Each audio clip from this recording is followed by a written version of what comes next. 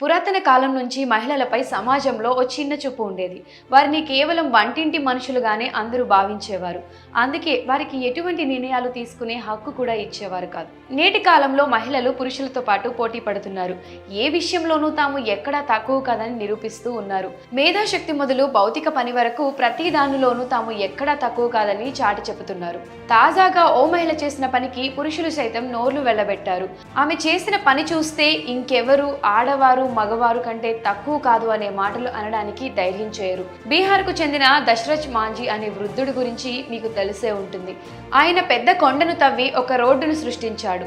ఆ పెద్ద ఆయన ఆ కొండను ఏళ్ల తరబడి తవ్వి తాను అనుకున్న లక్ష్యాన్ని చేరుకున్నాడు. దీంతో ఆయనను స్థానికులు కలియుగ భగీరథుడు అంటూ ప్రశంసలు కురిపించారు. తాజాగా ఇటువంటి భగీరథ ప్రయత్నమే ఓ మహిళ చేస్తారు. కర్ణాటకకు చెందిన గౌరీ నాయక్ అనే మహిళ పిల్లల కోసం నీటి బావిని తవ్వారు.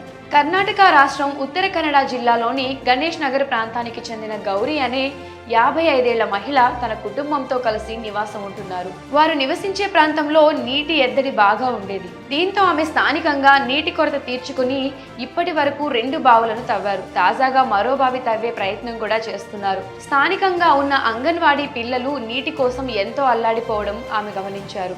వారి సమస్యకు ఎలాగైనా పరిష్కారం చూపించాలని ఆమె భావించారు.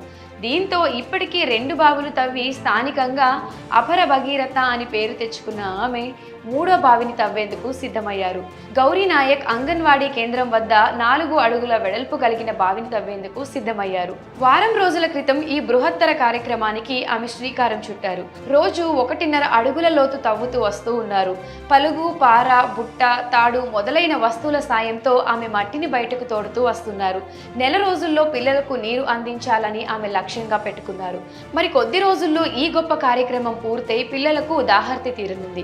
ఇక ఆమె బావిని తవ్వడం వెనుక తనకు కలిగిన స్ఫూర్తి గురించి చెప్పుకొచ్చారు. పిల్లలు దాహం కోసం ఇబ్బంది పడ్డం తనను తీవ్రంగా కలిచివేసిందని ఆమె తెలిపారు. ఇటువంటి దుర్భర పరిస్థితే తనలో బావిని తవ్వేందుకు ప్రేరణ కల్పించిందని ఆమె పేర్కొన్నారు. జనం తాగునీటికి ఇబ్బంది పడకూడదు అనే ఉద్దేశంతోనే ఆమె ఈ భగీరథ ప్రయత్నాలు చేస్తున్నారని, అందరూ ఆమెని భగీరథుడే గౌరీ రూపంలో వచ్చాడంటూ ప్రశంసలు కురిపిస్తున్నారు.